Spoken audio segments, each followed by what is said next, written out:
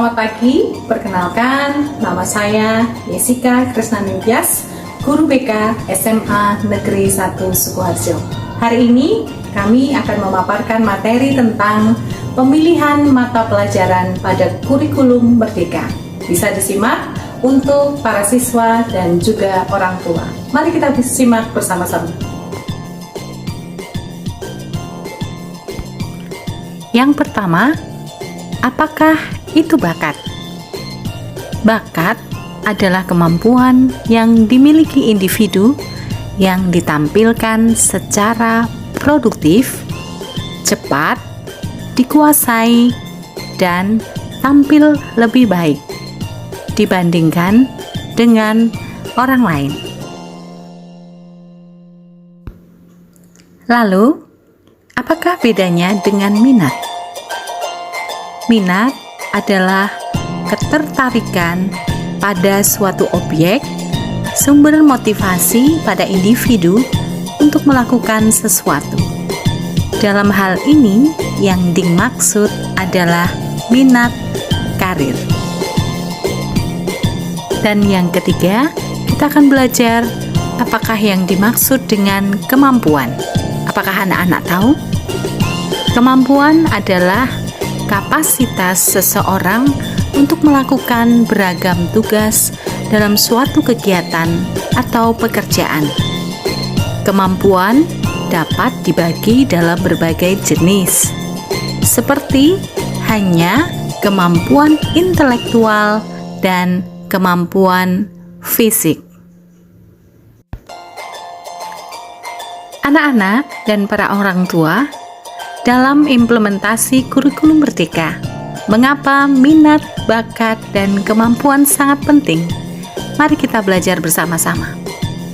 Kurikulum Merdeka menyediakan ruang agar minat, bakat, dan kemampuan peserta didik dapat berkembang secara optimal, sekaligus menjadi dasar dalam memberikan layanan pembelajaran intrakurikuler, ekstrakurikuler, proyek penguatan profil pelajar Pancasila, dan kegiatan ekstrakurikuler. Dengan adanya keleluasaan untuk memilih mata pelajaran sesuai bakat, minat, dan kemampuan, peserta didik diharapkan dapat bertanggung jawab pada pilihannya. Keleluasaan memilih di sini juga diharapkan akan membuat peserta didik untuk semakin terampil dalam mengoptimalkan potensi diri yang dimiliki dan dapat menyelesaikan setiap capaian pembelajaran sesuai dengan mata pelajaran pilihan yang dipilihnya. Bagaimana? Apakah sudah mengerti? Selanjutnya, bagaimana sekolah melakukan mekanisme untuk pendampingan eksplorasi bakat, minat, dan kemampuan? Yang pertama, sekolah melakukan sosialisasi kepada orang tua wali untuk membangun pemahaman dan pentingnya bakat dan minat serta kemampuan yang dapat mendukung karir setelah lulus SMA. Kedua, sekolah ataupun guru BK melakukan need assessment non-test yang dilakukan di awal semester di kelas 10 fase E. Yang ketiga, melakukan pendampingan kepada peserta didik melalui link penjaringan yang dikembangkan oleh guru BK untuk mengetahui cita-cita atau profesi yang sesuai dengan bakat dan minat peserta didik. Yang terakhir, sekolah bisa melakukan kerjasama dengan rekanan BK untuk melakukan tes akademik dan non-akademik. Selanjutnya, bagaimana dasar sebagai penentu pemilihan mata pelajaran?